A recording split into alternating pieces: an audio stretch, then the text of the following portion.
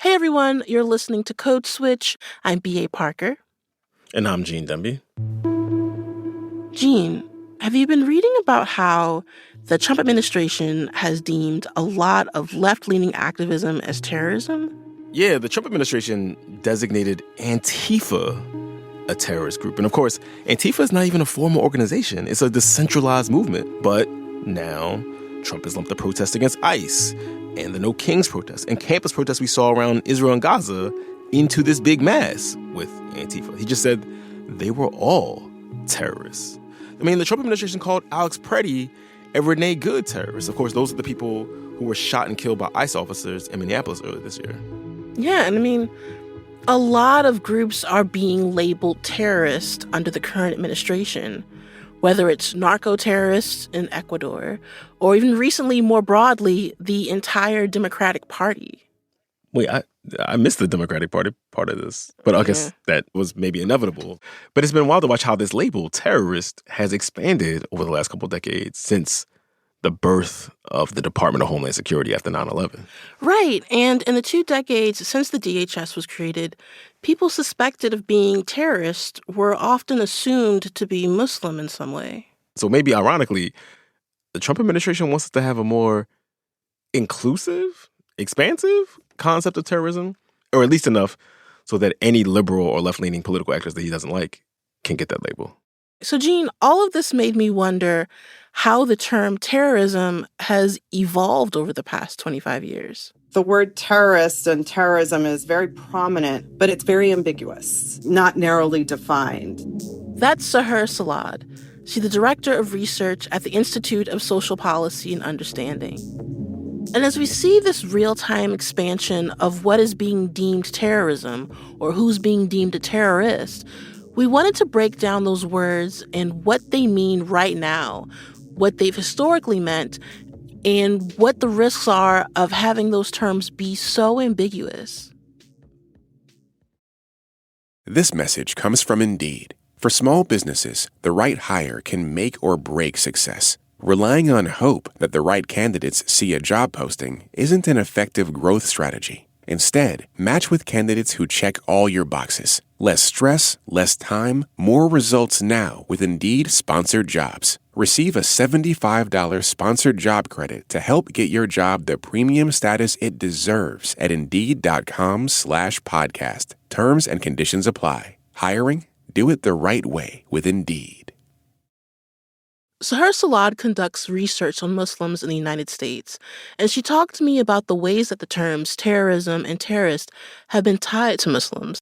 Well, so initially, after 9/11, Muslims felt it because we were the ones, even though nowhere does it say that Muslims are terrorists by our government, it's the ways in which the counterterrorism laws and policies were put into place and who they targeted. That association of Muslim with terrorism really was felt. So the war on terror really was, an unusual moment when, after these terrorist attacks, the United States, instead of saying, we're going to respond by going to war with a country, we're going to war against those who commit acts of terror.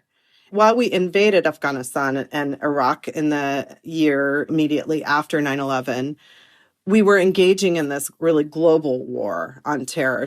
Like, what were some of the tools and policies that this war on terror introduced? And, what were some of the repercussions of it? Yeah.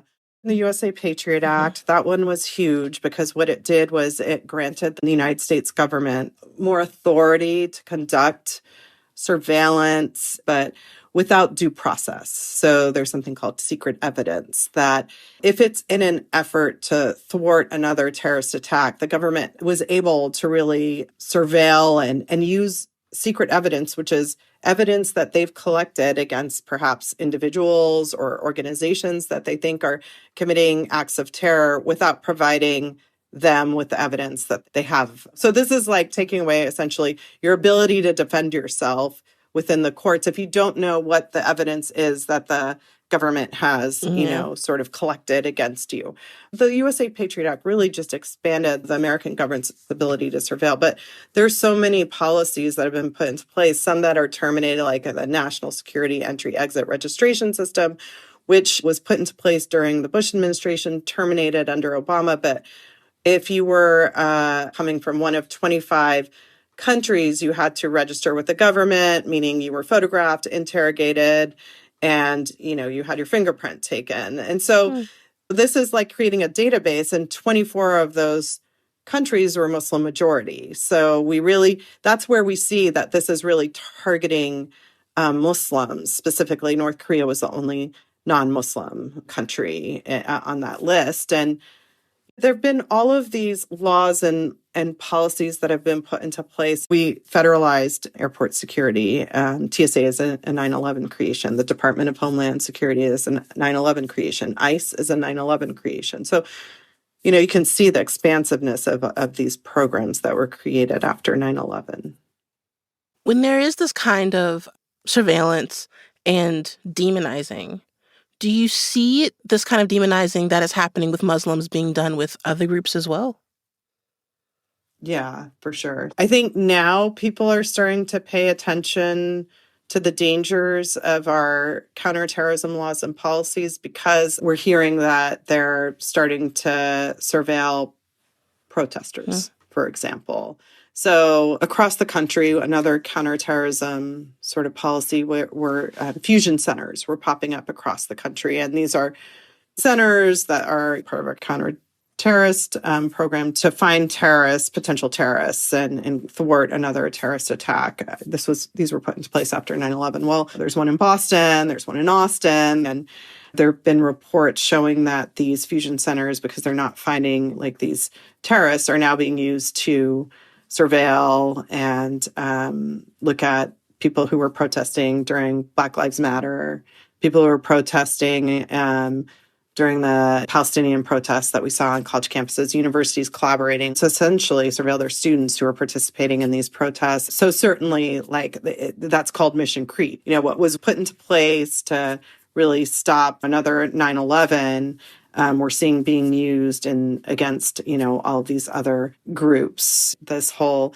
Antifa, and so labeling Antifa, which Trump has done, as a terrorist organization, so now we're going to see how is this going to impact groups who are participating in protesting the government because they disagree with the laws and policies. And if they're labeled a potential terrorist organization, as I stated earlier, will the government use secret evidence in these cases? Their due process is and their civil liberties are just shrunk once you're tried as a potential terrorist versus other criminal behavior. So it's something that people should really be paying attention to. We don't want to see the expansion of our terrorist laws and policies. And I say this a lot. When somebody commits a horrific, violent act and they're not a Muslim, we want to be very careful to call them a terrorist.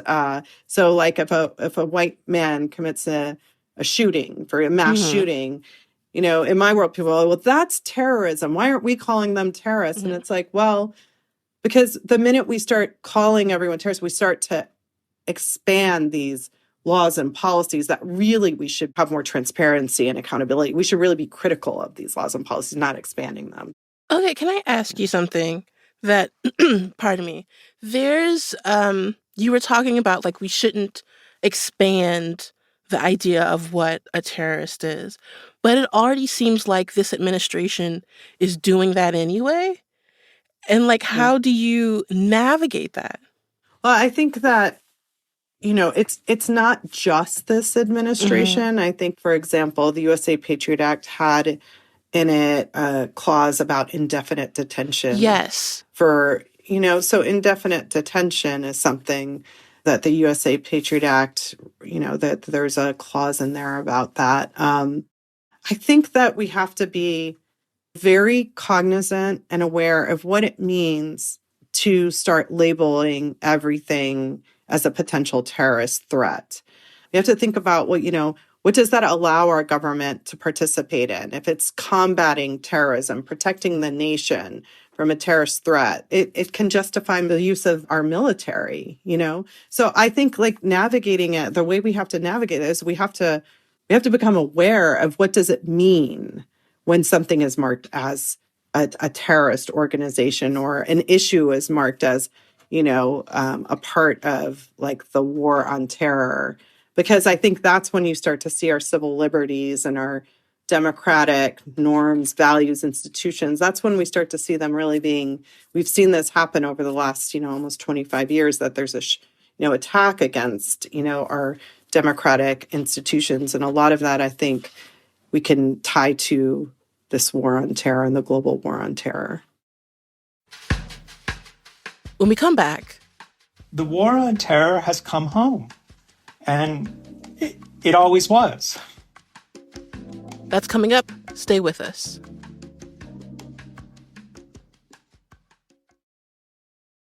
This message comes from NPR sponsor Certified Financial Planners. Asking the right questions can greatly impact your future, especially when it comes to your finances. So if you're looking for a financial advisor you can trust, Certified Financial Planner professionals are committed to acting in your best interest. That's why it's gotta be a CFP. Find your CFP professional at letsmakeaplan.org. This message comes from Warby Parker. Prescription eyewear that's expertly crafted and unexpectedly affordable. Glasses designed in-house from premium materials starting at just $95, including prescription lenses. Stop by a Warby Parker store near you. This message comes from Jerry. Many people are overpaying on car insurance.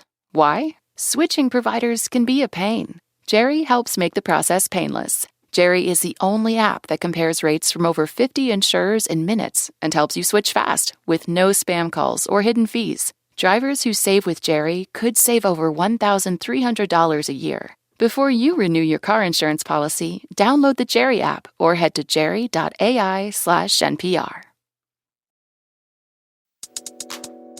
Parker, just Parker. Code switch.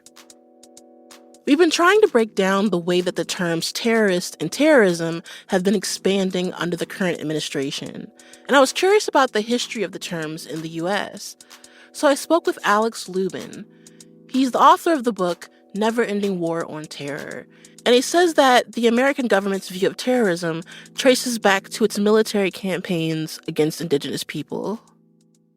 The word terrorism has existed since going back at least to the French Revolution. But in the U.S. context, the United States understood, for example, its wars against Indigenous peoples in frontier cities as wars on terrorism.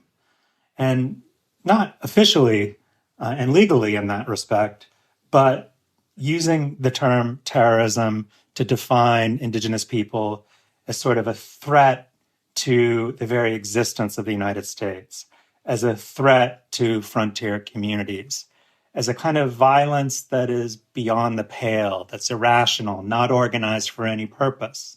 Often, groups have been called terrorists because it's presumed that they have no goals, that they're just constitutionally violent.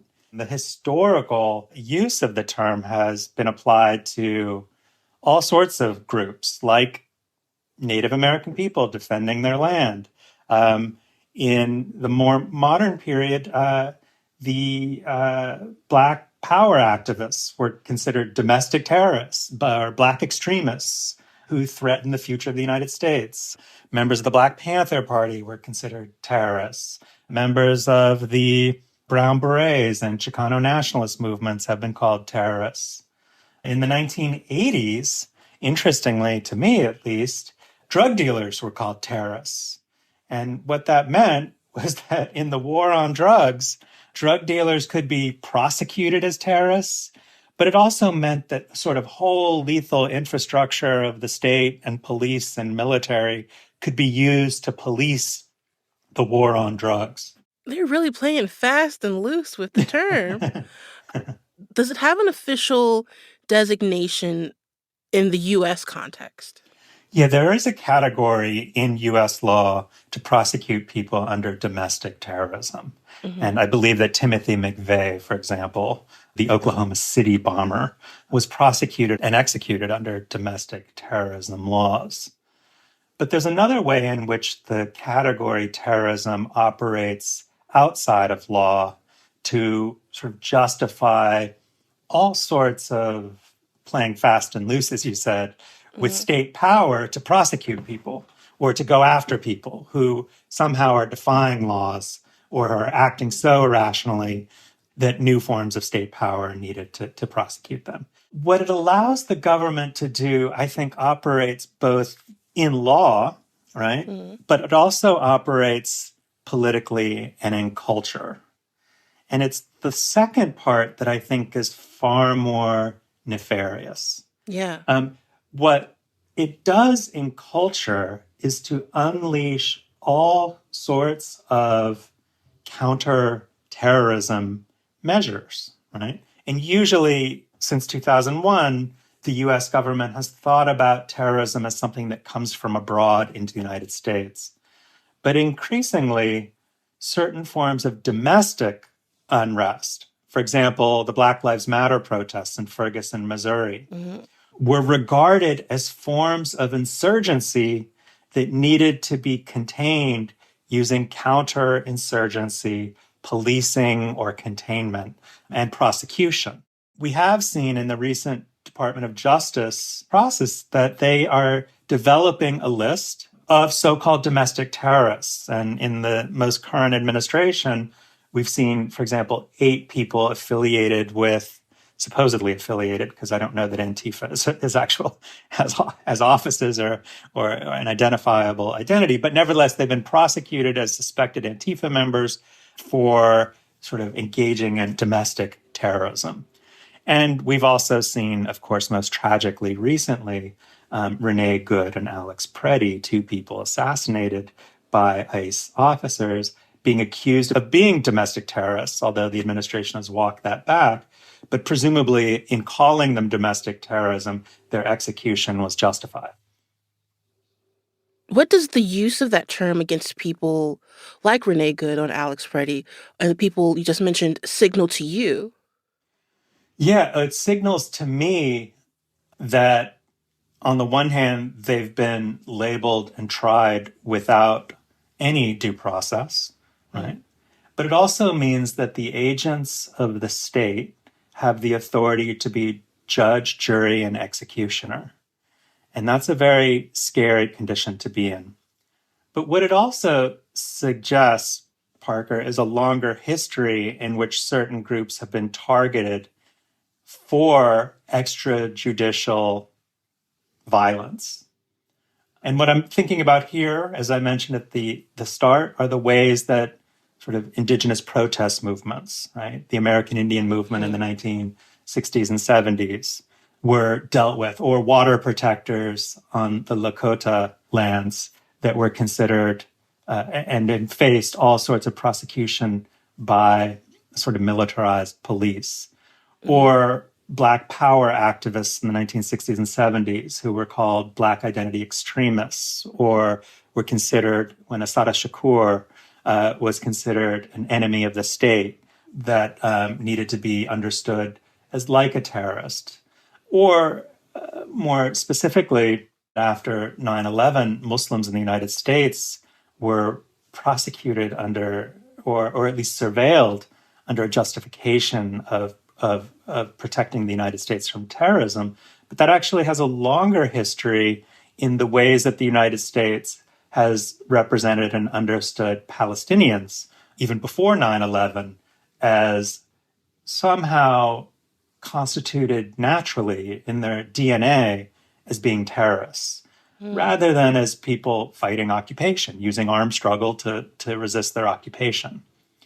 That's another valence of terrorism, right? Is that during the era of the Cold War, groups across the so-called third world or the decolonizing world, Africa, Asia, that used armed resistance to kick European powers out of their lands were understood to be terrorists, from the Algerians to people in the Congo, like Lumumba, or people in Vietnam who wanted no French or US imperialists in their lands.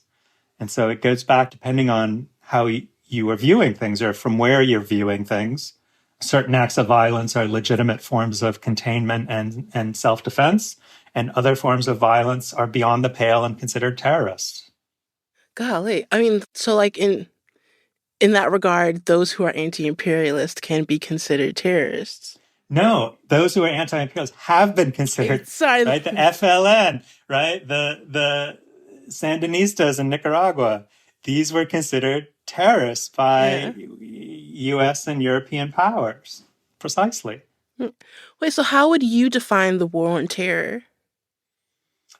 I mean, it's a huge issue because I think the war on terror was the most contemporary iteration of what has been a much longer struggle or a longer battle to define state violence as legitimate, right? And so the U.S. war on terror post-2001, certainly it had a new target in Afghanistan, in Al-Qaeda, in as it became under the Bush administration, the Muslim world, people who hated our freedoms, as Bush said. It became a war that Vice President Dick Cheney said would have to indulge in tactics of the dark side, like extraordinary renditions and torture and black sites, because our enemy was against the freedom-loving world, as George W. Bush said it. He wasn't the first person to use that language. And the kinds of understanding of certain kinds of violence as beyond the pale, right, is one that has longer histories in colonial wars, as we just talked about. The post-2001 war on terror was sort of was a unique moment, right? It was in response to an actual act of violence against the United States in the planes flying into the World Trade Center. That was an act of terrorism, right? But the wars that came for 20 plus never-ending years after that expanded into a global battlefield in which vanquishing the terrorists justified US and NATO allies going after enemies everywhere, right? Historians call it the everywhere war for a reason, because US drone warfare was taking place in Somalia, right? It was taking place in Iraq, which was not one of the countries that attacked the United States or was harboring al-Qaeda. It began to be a rationale for all sorts of counterinsurgency measures anywhere and everywhere that have since come home. And ICE is now being deployed in our airports, right? And targeting US citizens. The war on terror has come home. And it always was. Wait, what's that phrase? Like the chickens come home to roost? Right. Does it feel adequate for this moment? I think so. I mean, I think that's a longer sort of theory of anti-colonial thought, right? The sort of boomerang theory of empire that says that it ultimately comes back to the metropole, right? That the sort of barbarity of overseas wars often come home. Certainly that's what I think Malcolm X had in mind when he talked about the chickens come home to roost. But certainly that seems to be something that's happening now. Or another way to say that, and another way to think about this as scholars that I know and read talk about, is that the very concept of a homeland is in itself a post-2001 creation. The United States used to talk about itself during the Cold War as a domestic space. The domestic and the foreign was the division between the United States and the rest of the world. But after 2001, the category homeland in Homeland Security or protecting the homeland, or the popular television show in the post-2001 era, Homeland, was a formation or an ideological creation that argued that the U.S. homeland was now everywhere. And indeed, what the Department of Homeland Security did was to suture together all of the forms of policing and surveillance and militarism abroad during the U.S. war on terror to U.S. domestic surveillance projects. But what DHS has also done is to expand the category of the homeland to be a global battlefield. But the logic of that is a presumption that defending the homeland means using extraordinary state violence wherever defending the homeland can take place. And increasingly under the Trump administration, that's meant deploying masked gunmen to U.S. cities in an act of defending the homeland from the so-called terrorists like Alex Preddy and Renee Good. I mean, Alex, I know this is probably obvious, but why should people care about this? Well, there are several reasons. One is that we're seeing the erosion of certain protections that I think for a long time people have taken for granted. There have been in the United States pitched battles about, for example, the Second Amendment. Right? Mm-hmm. Do people have the right to bear arms in their house, for example? And those debates, I think, are well known, or at least highly visible. We've seen all sorts of debates in the United States about abortion rights and whether they're protected by the Constitution. Unfortunately, our Supreme Court has recently said they are not. But we haven't seen similar concern, I think, in public discourse about, for example, Fourth Amendment rights to privacy. We have too few debates in our society about the power of the state to wield violence in our communities. I don't hear those debates very often these days. And in fact, the goalpost for when the state can use legitimate violence against U.S. citizens has moved entirely in this generation, and particularly in the last few years, and particularly with this administration's deployment of ICE agents in U.S. cities. So that the frontiers of where Homeland Security exists and where it ends have been completely obliterated. And defending the homeland or deploying U.S. state violence can take place in Oakland, where I am right now, or it can take place in Tehran. And there's not much distinction in how those are deployed today. It seems to me American citizens are willing to relinquish certain prized freedoms that an earlier generation fought for. The generation that fought against government oversight and executive power during the Watergate era, for example, or in the era of the Vietnam War, when U.S. citizens were furious that the U.S. was waging secret wars in Southeast Asia, when U.S. soldiers were being drafted and killed in that war. And so, one of the legacies of the war on terror that I'm interested in is the expanded use of executive power. The U.S. president has become an all-powerful king in many ways. And it's not just because of Donald Trump. Donald Trump is a symptom of that longer history of the war on terror. Alex, thank you so much. Yeah, my pleasure, Parker. Thanks. And that's our show. You can follow us on Instagram at NPR Code Switch. If email is more your thing, ours is codeswitch@npr.org. And subscribe to the podcast on the NPR app or wherever you get your podcasts. You can also subscribe to the Code Switch newsletter by going to npr.org/Code Switch newsletter. And just a reminder that signing up for Code Switch Plus is a great way to support our show and to support public media. You might have heard we need the help right now, y'all.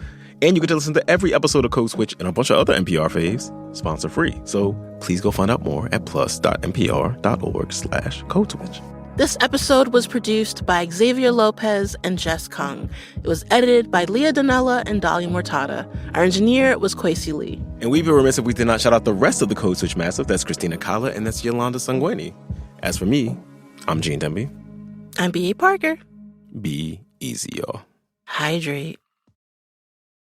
This message comes from NPR sponsor Certified Financial Planners. Asking the right questions can greatly impact your future, especially when it comes to your finances. So if you're looking for a financial advisor you can trust, Certified Financial Planner professionals are committed to acting in your best interest. That's why it's gotta be a CFP. Find your CFP professional at letsmakeaplan.org.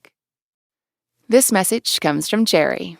Many people are overpaying on car insurance. Why? Switching providers can be a pain. Jerry helps make the process painless. Jerry is the only app that compares rates from over 50 insurers in minutes and helps you switch fast with no spam calls or hidden fees. Drivers who save with Jerry could save over $1,300 a year. Before you renew your car insurance policy, download the Jerry app or head to jerry.ai/NPR. This message comes from Harper Edge.